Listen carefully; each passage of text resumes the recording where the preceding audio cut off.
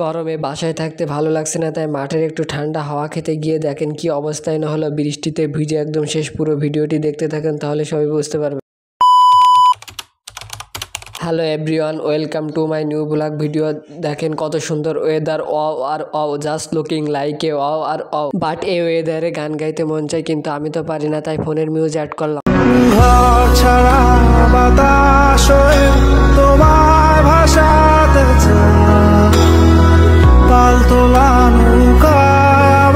এদিকে চিল মুডে ফিল করছিলাম আর ওয়েদারের ভিডিও করছিলাম, কিন্তু এদিকে দেখি হঠাৎ করে মেঘ উঠে বৃষ্টিও শুরু হতে সময় লাগলো না। হঠাৎ করে বৃষ্টি শুরু হলো, কিন্তু এখানে কোনো জায়গার দাঁড়ানোর কোনো জায়গাই নেই, তাই বৃষ্টিতে ভিজতে ভিজতে একেবারে পুরোই শেষ হয়ে গেছি। একটু মাঠের দিকে ঘুরতে গিয়েছিলাম, কিন্তু হঠাৎ করে বৃষ্টি চলে আসলো। বৃষ্টি মাথায় আমার কাজ ভিডিও করা, তাই ভিডিও করছি। বৃষ্টি মাথায় ভিডিও করছি, অনেক ভালোই লাগছে। ফোনে যাই বৃষ্টি মাথায় আসলে ভিডিও করা হয় না, আজকে বৃষ্টি মাথায় ভিডিও করছি, কারণ বৃষ্টি আসতেছে। বৃষ্টি আজকে ওয়েদারটা অনেক সুন্দর, বৃষ্টিতে ভিজতে ভিজতে আজকে মানে ফোন শেষ হয়ে যাবে। এদিকে আমার ভিডিও করা থামবে না, এই জন্য ভিডিও করতেছি।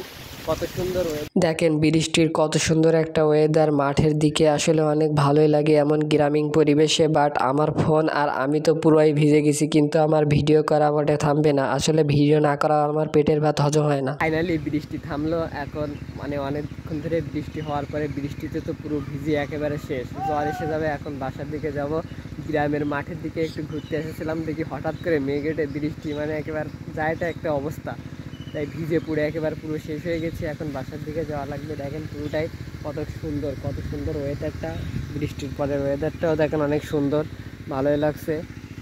আসলে বৃষ্টি কিন্তু বেশিক্ষণ হয় নাই। সবাই ভাবতেছেন এইখানে এত পানি বাঁধলে কেমনে, আসলে পাশে আমাদের একটা ঘের আছে, এটা সেচ দিচ্ছে, এই জন্য এইখানে একটু পানি বেঁধে গেছে। বাট বৃষ্টি বেশিক্ষণ হয় নাই। বাট বৃষ্টির পরের ভিউটা অনেক সুন্দর লাগছে, অনেক ভালোই লাগছে, তাই একটু ভিডিও করে নিলাম শর্ট করে। একদিকে নীল আকাশ আর একদিকে মেঘলা, আবারও বৃষ্টি চলে আসবে, বেশিক্ষণ থাকা যাবে না, বাসার দিকে চলে যেতে হবে। এবার পুরোই ভিজে গেছে, এখন বাসার দিকে যাওয়া লাগবে, তাই বাসার দিকে যাচ্ছি। আর এই জায়গাটা কত সুন্দর, কিন্তু আমি তো আছি ভয়ে, কারণ এখন নাকি রাসেল ভাইপার একটা সাপ আছে, ওই সাপ যদি এখানে আসে, তাই আমি ভয়ে অনেক হাঁটছি, কারণ এইসব জায়গায়ও বেশিরভাগ থাকে। এই যে আমাদের ঘেরটা সেচ দিচ্ছে, তখন যে বলছিলাম যে ঘের সেচ দেওয়ার কারণে ওই পাশে পানি বেঁধে গেছে, এইটার কারণে আসলে। কিন্তু এখন এইখানে আমার তো ভয়ে যাচ্ছি, মানে জায়গাগুলো আসলে বেশিরভাগ এই সাপগুলো দেখা যায় নাকি, তাই ভয়ে যাচ্ছি। এখানে আর বেশিক্ষণ থাকা যাবে না, এখন বাসার দিকে যাবো। কিন্তু কাদা পুরো শেষ হয়ে গেছে, মানে একটুক্ষণ বৃষ্টি হলে গ্রামে এই কাদাটা। বাট গাছপালাগুলো দেখতে অনেক সুন্দরই লাগে। যাই হোক, আপনাদের মাঝে একটা কথা শেয়ার করি। আমার পেজে আসলে কোন ক্যাটাগরির উপরে ভিডিও দেবো এটা আমি বুঝতে পারি না। আমার পেজে দুই ধরনের ভিডিও পাবেন, এক হলো ব্লগ ভিডিও,